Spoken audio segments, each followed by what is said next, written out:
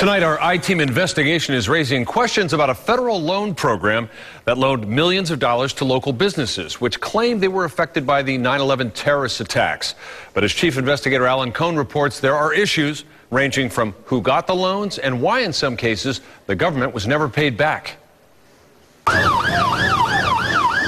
There's no doubt the 9/11 terrorist attacks devastated businesses not only in New York and Washington, but all over the nation, including here in Tampa.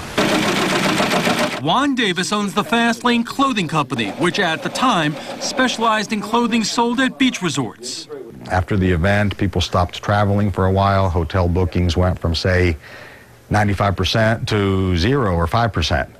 So if anybody would call us, it would be maybe to cancel an order. Fast Lane Clothing received more than $167,000 from the Small Business Administration's 9/11 Economic Business Disaster Loan Program. Because as Davis tells us, but there was no new business coming in. Boomers, a dance club with 2 locations, Seminole and St. Petersburg, received even more than that, almost $600,000. Scott Amy, general counsel for the nonpartisan Project on Government Oversight in Washington, says a clothing manufacturer is one thing, but the dance club? Where's the SBA asking for the relation between the 9/11 attacks and the negative impact on a dance club's business to make a determination on whether they receive these loans? But that's only one of the issues when it comes to the SBA, Boomers, and how the federal agency ran its 9/11 disaster loan program. The dance clubs are out of business. The SBA loans were never paid back.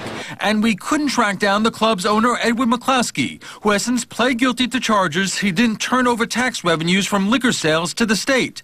And the fact is, Boomers wasn't the only local company which defaulted on 9/11 disaster loans. According to SBA data obtained by the I-Team, we discovered more than a dozen Bay Area companies defaulted on loans totaling more than $4 million. Statewide, defaults on 9/11 disaster loans totaled $31 million. The disaster loan program has always been a hotbed of debate on waste, fraud, and abuse issues. The Small Business Administration's own Inspector General has reported to Congress that of the $1.1 billion in disaster loans given out nationwide, over $208 million are delinquent.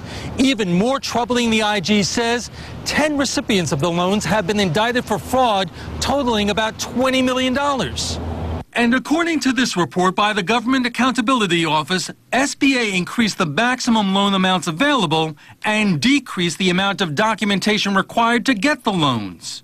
When the documentation that is required to apply to the program is reduced, the federal government doesn't have as much information to evaluate whether you're a proper recipient of the loan, and therefore it does open the federal government up to waste, fraud, and abuse. The SBA denied our request for an on-camera interview, but said in a statement the SBA did not lower its underwriting standards.